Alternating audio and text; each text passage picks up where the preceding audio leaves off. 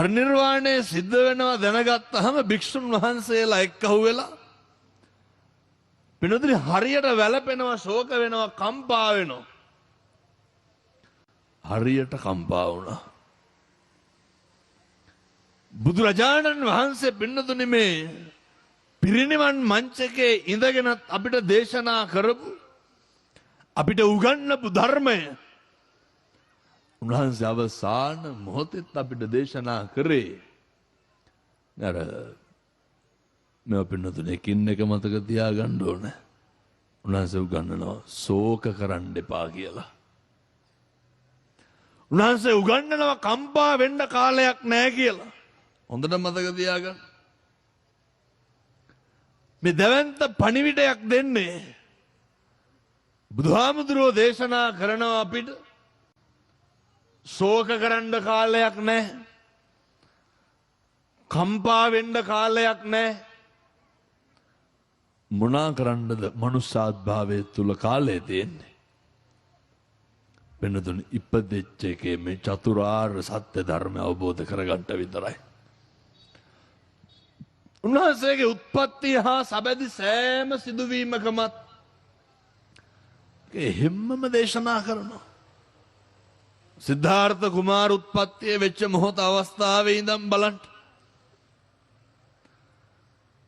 පිනද සුද්ධෝදන රජුරු අපේ බෝධිසත්වෝ දැනගත්තට පස්සේ මේ අර මතකයි නේද? අර බමුණු 108ක් නන්දියන් ආවට පස්සේ එක හෙලාම කියනවනේ නේ. ගිහි ගෙදර හිටියොත් සක්විති රජ වෙනවා. පැවිදි වුණොත් බුදු වෙනවා කියලා. කොණ්ඩඤ්ඤ තවුසන එක හෙලාම කියන්නේ නෑ බුද්ධත්වයේම ලබනවා කියලා. සුද්ධෝදන රජුරෝ බය වෙනවා. ඇයි බය වෙන්නේ? මෙලෙයින් මසින් ජාතක කරපු එකම දරුවා තාත්තලා කැමති පින්නතුනි පුතු රජ වෙනවා දකින්න. මුළු කිඹුල්වත් පුරේම එක යාචකයෙක් තිබ්බේ නැහැ. එක ලෙඩෙක් තිබ්බේ නැහැ.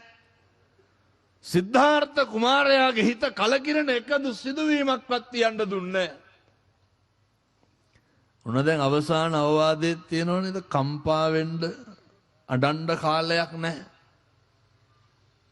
හැදුවා පින්නතුනි ඍතු 3ට මාලිගා 3. මොනවාද මාලිගා 3? රම්ම්‍ය සුරම්ම්‍ය සුබ. ඔය අපිට තියෙන ගෙවල් දොරවල් වාගේ නෙමෙයි. ඔය පොල් ගස් 10ක් 15ක් දාලා යන්න දුකනේ අපිට තියෙන්නේ. පින්නතුනි වහිනකොට ඉන්න එකයි, පායනකොට ඉන්න එකයි. මේ සෑම ඍතුවකටම ගැලපෙන පරිදි මාලිගා 3ක් තිබ්බා. මේ මාලිගා 3ේම වෙනතුන රාජශ්‍රීය තේජස උතුරන්න තිබ්බා. බලන්දර සංසාර පුරුදු ඇති වෙලා තියෙන හැටි. සමහර දේවල් දැකලා අත්විඳලා බලනකොට ඒ වගේ යථාර්ථයේ තේරුම් ගන්න හැකියාවක් තිබ්බා. අපිට ඔය සැප සම්පත් හම්බෙනකොට මෝහේ ගහනවද යථාර්ථය දැනෙනවද? තව මදිනේ. මෝහේ නෙමෙයිද ගහන්නේ හම්බෙන්න. ලැබෙන්න ඇති වෙනවද මදි වෙනවද? මදිමනේ නේ. ඔය සමහර මම මේ දොස් පරොස් කියනව නෙමෙයි ඈ. දරුවෝ කියනවා නායක හාමුදුරුවනේ අම්මට තාත්තට අපි 4 දෙනාම සල්ලිත් දෙනවලු. වෙනම ඉන්න හින්දා පින්පඩියක් ගන්නවලු. කිව්වට අහන්නේ ඉරටුත් ගන්නවලු. ඇයි ඒ? වෙනදනේ මේ මනුෂ්‍ය ආත්ම භාවයේ විතරයි තියෙන්නේ. මේ යථාර්ථය අවබෝධ කරගන්න පෙරම් පුරන්න.